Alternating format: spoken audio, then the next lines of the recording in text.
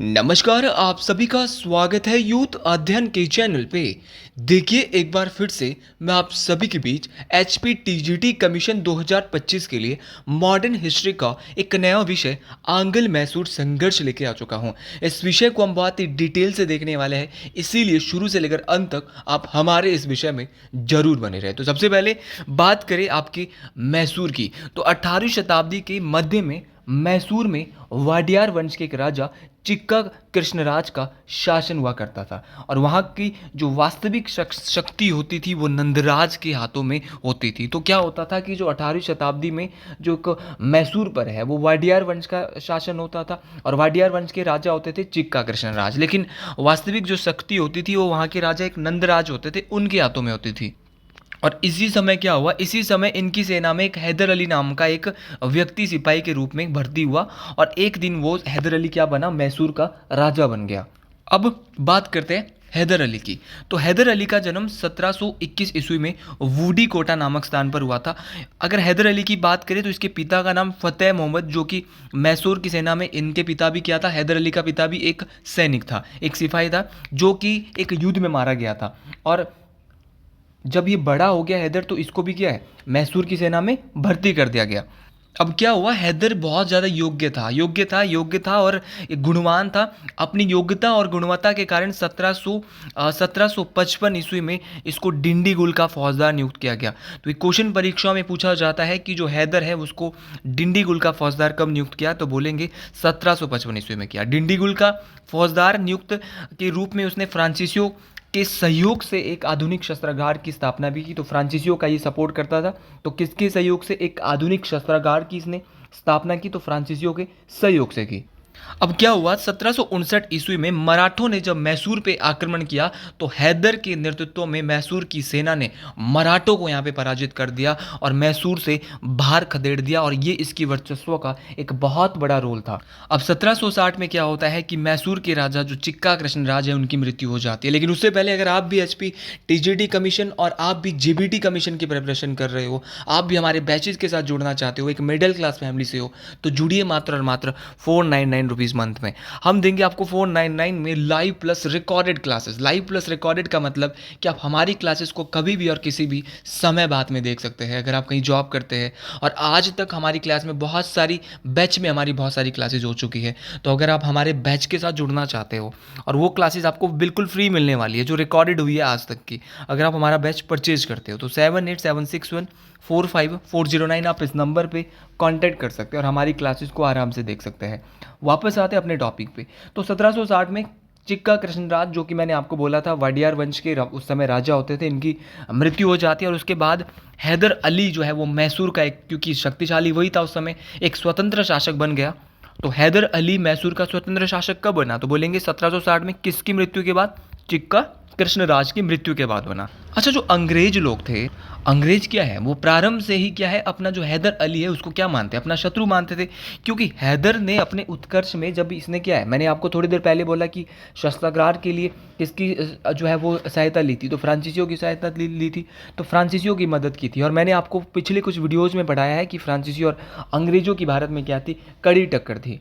और इसी कारण जो है वो क्या हो जाता है, इनके बीच प्रथम आंग्ल मैसूर युद्ध हो जाता है। अच्छा, प्रथम आंग्ल मैसूर युद्ध के कुछ कारण जो थे वो कर्नाटक और आपका जो मैसूर थी, यहाँ के जो सीमा विवाद थे उनके बीच थे, क्योंकि जो और अंग्रेज भी इससे जो है वो नाखुश थे। अब इस युद्ध का जो मुख्य कारण था वो मद्रास की अंग्रेजी सरकार तथा मैसूर के बीच कर्नाटक का सीमा विवाद था। तो कर्नाटक और मैसूर के बीच जो सीमा विवाद था और मद्रास की अंग्रेजी सरकार यहाँ पे जो बीच में आ रही थी, इसका सबसे बड़ा कारण था। तो जो प्रथम आंग्ल मैसूर युद्ध है वो क्यों हुआ था, तो इसीलिए हुआ था कि इस युद्ध का जो मेन कारण था वो यही था कि मद्रास की जो अंग्रेजी सरकार है वो मैसूर और कर्नाटक की जो सीमा विवाद है इसके बीच पड़ रही थी।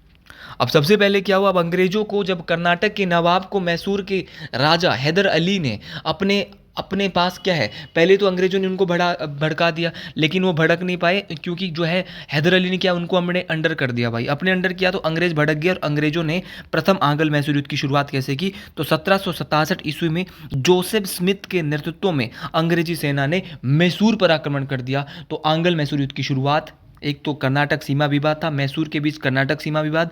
और सबसे पहले 1767 में क्या होता है, जोसेफ स्मिथ के नेतृत्व में अंग्रेजी सेना ने क्या कर दिया, मैसूर पर आक्रमण कर दिया और प्रारंभ में हैदर पराजित हुआ। शुरू में क्या हो गया, अंग्रेजों के सामने हैदर पराजित हुआ, लेकिन बाद में इसने अंग्रेजी सेना को पराजित कर मद्रास तक पीछा करते हुए अंततः अंग्रेजों ने क्या की, मद्रास तक इसको भगाया और क्या है, संधि की याचना की। और परिणामतः मद्रास की संधि उसके बाद होती है। क्या होता है, शुरू में तो हैदर पराजित हो जाता है इस युद्ध में, लेकिन बाद में क्या है, अंग्रेज इसमें हार जाते हैं और हारते हारते मद्रास तक जो है वो पीछा करते उनको भगाता है। और भगाते भगाते अंग्रेजों ने क्या है, इसके साथ क्या कर दी, लास्ट में संधि की। तो इसके बाद प्रथम आंग्ल मैसूर युद्ध के बाद क्या होती है, आपकी मद्रास की संधि होती है। अच्छा, मद्रास की संधि कब हुई, तो मद्रास की जो संधि हुई थी वो हुई थी आपकी 1769 ईस्वी में। अच्छा, मद्रास की संधि 1769 ईस्वी में होती है। इसके बाद तो यह संधि हैदर अली और मद्रास की अंग्रेजी सरकार के बीच होती है। तो याद रखना, ये संधि किस किस के बीच हुई, हैदर अली और मद्रास की जो अंग्रेजी सरकार है इनके बीच जो है वो क्या होती है, मद्रास की संधि होती है। अच्छा, मद्रास की संधि पे जो ज़्यादा हावी कौन होगा, हैदर अली होगा, क्योंकि जीता तो हैदर अली था। और संधि अंग्रेजों ने यहाँ पे बोला था कि संधि करनी है। एक तो बोला कि एक दूसरे के जीते हुए क्षेत्र एक दूसरे को वापस किए जाएंगे, बहुत ही आसान यहाँ पे ये बात बोली कि जो भी क्षेत्र आपने जीते हैं मैसूर वाले, वो भाई वापस कर दो एक दूसरे को। ये था मैसूर वाला एरिया। दूसरी बात बोली कि हैदर अली अंग्रेज बंदियों को रिहा करेगा, कि हैदर अली ने जितने भी अंग्रेज पकड़ रखे हैं उनको क्या करेगा, रिहा करेगा। और अंग्रेज हैदर अली को युद्ध का हर्जाना देंगे, भाई युद्ध का टैक्स देंगे जो हुआ है। और इस युद्ध में अंग्रेजों की अजेयता को समाप्त कर दिया गया, मतलब अंग्रेजों की जो अजेयता है, जो भाई ये अंग्रेज ज़्यादा बनते हैं, उसको क्या कर दिया गया, हैदर अली ने समाप्त कर दिया। तो यही कारण था, अब अंग्रेज जब किसी से हारते हैं तो उसके बाद वो क्या है, आग बबूला तो होंगे ही होंगे। और दूसरा आंग्ल मैसूर युद्ध तो फिर होना ही होना था। तो पहला जो आंग्ल मैसूर युद्ध था उसके बाद कौन सी संधि हुई, तो याद रखना मद्रास की संधि 1769 में हैदर अली और अंग्रेजों के बीच क्या क्या बात हुई कि एक दूसरे के जीते हुए क्षेत्र वापस किए जाएंगे, हैदर अली अंग्रेज बंदियों को रिहा करेगा और अंग्रेज हैदर अली की क्या देंगे, युद्ध का हर्जाना देंगे। अब दूसरा जो द्वितीय आंग्ल मैसूर युद्ध था वो 1780 से 1784 के बीच हुआ था। इस युद्ध का जो मुख्य कारण था वो अंग्रेजों ने फ्रांसीसी बंदरगाह माही पर अधिकार कर लिया। अब अंग्रेजों ने क्या कर दिया, फ्रांसीसियों का जो बंदरगाह होता था माही, वहाँ पर क्या कर लिया भाई, इन्होंने अधिकार कर लिया, जो कि हैदर के अंतर्गत आता था। हैदर मैंने बोला था कि फ्रांसीसियों का दोस्त था। अब हैदर के अंतर्गत आता था और अंग्रेजों ने इस पर क्या कर लिया, अपना अधिकार जमा लिया। अब अधिकार जमा लिया तो इस घटना से हैदर अली क्या हो गया, अंग्रेजों से नाराज हो गया और उसने अंग्रेजों के मित्र राज्य कर्नाटक पर क्या कर दिया, आक्रमण कर दिया। और जो कर्नाटक के नवाब मोहम्मद अली हैदर के विरुद्ध अंग्रेज से सहायता मांगता है और अंग्रेजों ने दो सेनापतियों के नेतृत्व में दो अलग अलग सेनाएं भेजी। अब क्या हुआ, कर्नाटक के नवाब ने भी अंग्रेजों से क्या मांगी, मदद मांगी। और अंग्रेजों ने क्या है, दो सेनापतियों के नेतृत्व में, अपने दो सेनापति के नेतृत्व में दो अलग अलग सेना कर्नाटक के लिए भेजी कि भैया कर्नाटक को हम छुड़ा के रहेंगे हैदर अली से। अब क्या हुआ, तो रास्ते में हैदर के पुत्र टीपू ने हेक्टर मुनरो की एक सेना, अच्छा हैदर अली का पुत्र था टीपू सुल्तान, आप इसके बारे में हम आगे पढ़ने वाले, इसने हेक्टर मुनरो की नेतृत्व वाली अंग्रेजी सेना को रोककर युद्ध करने लग गया, जिससे एक ही सेना कर्नाटक पहुंच सकी, क्योंकि एक तो भाई टीपू सुल्तान ने रास्ते में ही रोक दी। परिणाम स्वरूप अरंडी में हैदर ने कर्नल वेली के नेतृत्व वाली अंग्रेजी सेना को क्या कर दिया, पुनः एक बार द्वितीय आंग्ल मैसूर युद्ध में क्या हुआ, पराजित हुआ। तो दो सेना कौन कौन से, एक तो हेक्टर मुनरो की नेतृत्व में सेना आई थी, एक आई थी आपके कर्नल वैली के नेतृत्व में। हेक्टर मुनरो से युद्ध किया टीपू सुल्तान ने और हैदर ने जो है वो हैदर ने कर्नल वैली की नेतृत्व वाली सेना से कर्नाटक में युद्ध किया।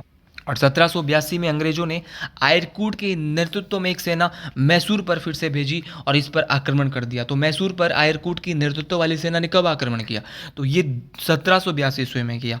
और पोर्ट नेवा के युद्ध में हैदर पराजित हुआ। कौन सा युद्ध हुआ था, तो आयरकूट की नेतृत्व में सेना आई और इनके बीच जो युद्ध हुआ उसका नाम था पोर्ट नेवा युद्ध या पोर्टे नेवा का युद्ध। तो पोर्टे नेवा के युद्ध में क्या हुआ भाई, पोर्टे नेवा के युद्ध में जो आपका पोर्टो नोवा इसको बोलते हैं, पोर्टो नोवा के युद्ध में जो है वो क्या हुआ, हैदर की मृत्यु हो जाती है। और घायल होने के बाद क्या है, पहले घायल हुआ फिर हैदर की क्या होगी, बेचारे की मृत्यु होगी। तो किस युद्ध में हैदर अली मारा गया, तो पोर्टो नोवा के युद्ध में। किसने आक्रमण किया था, तो आयरकूट, बहुत बड़ी सेना थी ये। और हैदर की मृत्यु के बाद उसका पुत्र भी कोई कम नहीं था, टीपू मैसूर का शासक बना। इसने युद्ध को जारी रखा और 1783 ईस्वी में इसने ब्रिगेडियर मैथ्यूज़ के नेतृत्व में अंग्रेजी सेना को क्या कर दिया, पराजित कर दिया। तो ब्रिगेडियर मैथ्यूज़ ने क्या है, इस पर 1783 में फिर से आक्रमण किया और इसके नेतृत्व वाली सेना को इसने पराजित किया। अब क्या हुआ यहाँ पे द्वितीय आंग्ल मैसूर युद्ध के दौरान कि जो आपका क्या हुआ, इसी समय क्या होता है, इसी समय जो है वो यूरोप में एक संधि के कारण फ्रांसीसियों ने टीपू का साथ छोड़ दिया। अब यूरोप में अंग्रेजों और फ्रांसीसियों के बीच एक संधि होती है और संधि होती है वहाँ पे भारत में क्या पड़ गया, फ़र्क पड़ गया। अब फ्रांसीसियों ने टीपू का साथ छोड़ दिया और टीपू ने अंग्रेजों से क्या कर ली, फिर अब मजबूरी में एक संधि कर ली। और टीपू द्वितीय आंग्ल मैसूर युद्ध के बीच टीपू सुल्तान और अंग्रेजों की बीच जो संधि हुई थी, उस संधि का नाम था मंगलोर की संधि। अच्छा, मंगलोर की संधि के द्वारा, तो इस संधि द्वारा द्वितीय आंग्ल मैसूर युद्ध समाप्त हो गया। अच्छा, पहली संधि मद्रास की संधि, दूसरी संधि दूसरे आंग्ल मैसूर युद्ध के बाद संधि हुई मंगलोर की संधि। भाई इस संधि के द्वारा एक दूसरे के जीते हुए क्षेत्र एक दूसरे को वापस कर दिए गए, वही बात जो कि आपके मद्रास की संधि में भी हुई थी। और टीपू ने अंग्रेज बंदियों को, जितने भी अंग्रेज बंदी पकड़े हुए थे उनको क्या कर दिया, रिहा कर दिया। ये बात यहाँ पे भूली गई। अब तीसरा आंग्ल मैसूर युद्ध, तृतीय आंग्ल मैसूर युद्ध की बात करते हैं। ये कब से कब तक होता है, टाइम पीरियड याद रखना है, 1790 से 92 तीसरा आंग्ल मैसूर युद्ध होता है। बहुत इंपॉर्टेंट है, परीक्षाओं में काम आने वाला है। तो अगर बात करें इस युद्ध का जो तत्कालिक कारण था वो आईकोटा और जो क्रेंगानूर थे, क्रेंगानूर के जो दो दुर्ग थे उनको पूर्ण रूप से जो है वो दो दुर्ग डचों से टीपू का खरीदना चाहता था। अब दो दुर्ग होते थे, एक आईकोटा का दुर्ग था और दूसरा था आपका आईकोटा का और दूसरा था क्रेंगानूर का। अब टीपू इनको डचों से खरीदना चाहता था, लेकिन अंग्रेजों के मित्र राज्य त्रावणकोर ने इसको खरीद लिया। अब खरीद लिया, अंग्रेजों का मित्र राज्य उस समय त्रावणकोर होता था। अब त्रावणकोर ने जब इस खरीदा तो इस कार्य से टीपू नाराज होकर त्रावणकोर पर क्या कर दिया, आक्रमण कर दिया। आक्रमण तो भारतीय आपस में करते थे, लेकिन अंग्रेज क्या है बीच में उनकी मदद करने आते थे ताकि वो उस पर क्या है अपना कब्जा जमा सके। तो बात क्या हुई, इस युद्ध का जो तीसरा आंग्ल मैसूर युद्ध था, इसका सबसे बड़ा जो कारण यही था कि अब क्या है, जो आपका जो टीपू सुल्तान है वो क्या करना चाहता था, वो आईकोटा और क्रेंगानूर के दो दुर्ग खरीदना चाहता था। किससे खरीदना चाहता था, तो भाई डचों से खरीदना चाहता था। अब लेकिन अंग्रेजों के मित्र राज्य जो होता था, अंग्रेजों के कहने पर मित्र राज्य, उसका मित्र राज्य था त्रावणकोर, उसने उसको खरीद लिया। टीपू क्या हो गया, नाराज हो गया और उसने त्रावणकोर पे क्या कर दिया, अटैक कर दिया। इसी समय गवर्नर जनरल लॉर्ड कॉर्नवालिस ने मराठा तथा निजाम से संधि करके सम्मिलित रूप से मैसूर पर आक्रमण कर दिया। और इसी समय अंग्रेजों ने क्या सोचा कि दिमाग का काम लगाते हैं, लॉर्ड कॉर्नवालिस ने मराठा तथा जो वहाँ के निजाम थे, ठीक है, निजाम से क्या है संधि कर ली, सम्मिलित रूप से मिलकर जो है वो मैसूर पर, क्योंकि टीपू सुल्तान एक शक्तिशाली राजा था, मैसूर पर आक्रमण कर दिया। और कॉर्नवालिस मैसूर के अनेक क्षेत्रों को जीतकर श्रीरंगपट्टनम को घेर लिया। तो कॉर्नवालिस ने क्या है, मैसूर के बहुत सारे क्षेत्रों को जीतकर श्रीरंगपट्टनम को घेर लिया, जो कि मुख्य केंद्र था। और बाध्य होकर टीपू ने बेचारे क्या है अंग्रेजों से एक संधि की, जिस संधि का नाम था श्रीरंगपट्टनम की संधि। तो अगर बात करें श्रीरंगपट्टनम की संधि, तो इस संधि के द्वारा तृतीय आंग्ल मैसूर युद्ध क्या हो गया, समाप्त हो गया। तो तीसरा आंग्ल मैसूर युद्ध आपका श्रीरंगपट्टनम की संधि कब हुई, तो आपको याद रखना है 1792 ईस्वी में श्रीरंगपट्टनम की संधि हुई थी। और अगर बात करें इस संधि के द्वारा टीपू का आधा राज्य ले लिया गया। भाई ये संधि वो संधि थी जिससे अंग्रेजों ने टीपू सुल्तान को खोखला बना दिया, मतलब कि उससे सारे अधिकार छीन लिए और जिसे अंग्रेज, मराठे और निजाम आपस में बांट लिए। तो अंग्रेजों ने जो आपका जो अंग्रेजों के अलावा आपका जो निजाम थे, इन सब लोगों ने ये आके आपस में बांट लिया और टीपू पर 3 करोड़ का हर्जाना लगाया गया। और टीपू के पास धन न होने के कारण, टीपू के पास धन नहीं था, धन न होने के कारण उसके 2 पुत्रों को कॉर्नवालिस के पास, जो कॉर्नवालिस था, कॉर्नवालिस के पास बंधक के रूप में रख दिया और टीपू की सेना को सीमित कर दिया गया। भाई टीपू ज़्यादा सेना नहीं रख सकता था, राजा तो बना दिया कि चल तू राजा रहेगा, अब तो उसको ख़त्म ही करने का यहाँ पे फैसला लिया गया था।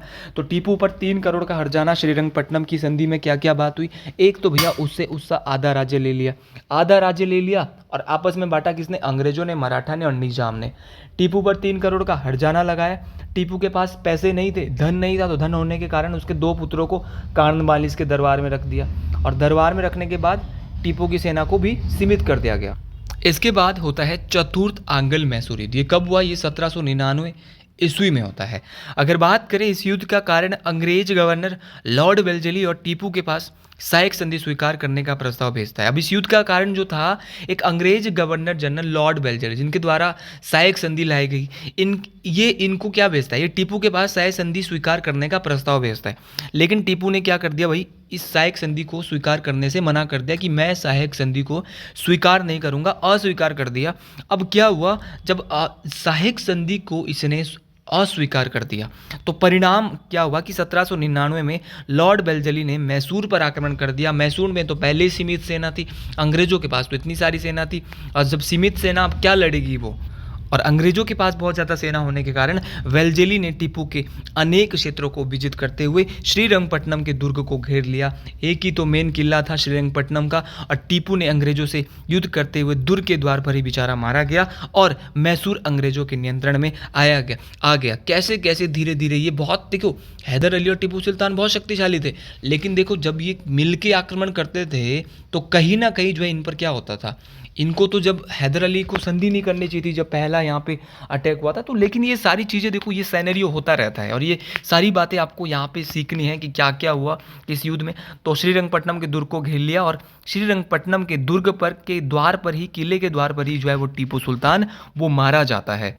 और अंग्रेजों ने अब क्या किया, एक वोगार वंश होता था, वोगार वंश के सिर्फ 2 वर्षीय राजा को क्या बना दिया, मैसूर का शासक, मतलब कठपुतली के लिए बना दिया, ताकि लोगों की नज़र में रहे कि अंग्रेजों ने तो भारतीय को ही राजा बनाया है। वोगार वंश के 2 वर्षीय राजा कृष्णराज को, तो सीधा क्वेश्चन पूछा जाता है कि टीपू सुल्तान की मृत्यु के बाद आपका मैसूर का शासक कौन बना, तो वोगार वंश का 2 वर्षीय राजा कृष्णराज को मैसूर का शासक घोषित किया जाता है और इसे सहायक संधि स्वीकार कराकर मैसूर पर अपना प्रभाव स्थापित करा दिया। मतलब कि इसको सहायक संधि स्वीकार कराकर क्या है, मैसूर पर अपना प्रभाव स्थापित करा दिया। और दूसरी बात, 1834 ईस्वी में विलियम बेंटिंग ने मैसूर को जीतकर अंग्रेजी साम्राज्य में मिला लिया। तो याद रखना है, 1834 ईस्वी में लॉर्ड विलियम बेंटिंग ने, करना तो इनको यही था कि 2 वर्षीय बालक तो ऐसे ही बनाया था कि हम नहीं बनाया भाई, तेरे को हम ही हटाएंगे, हमारी मर्जी है जो भी चलेगा, ये अंग्रेजों का मानना था। तो 1834 ईस्वी में लॉर्ड विलियम बेंटिंग ने मैसूर को जीत कर क्या है, अंग्रेजी साम्राज्य में मिला लिया। कोई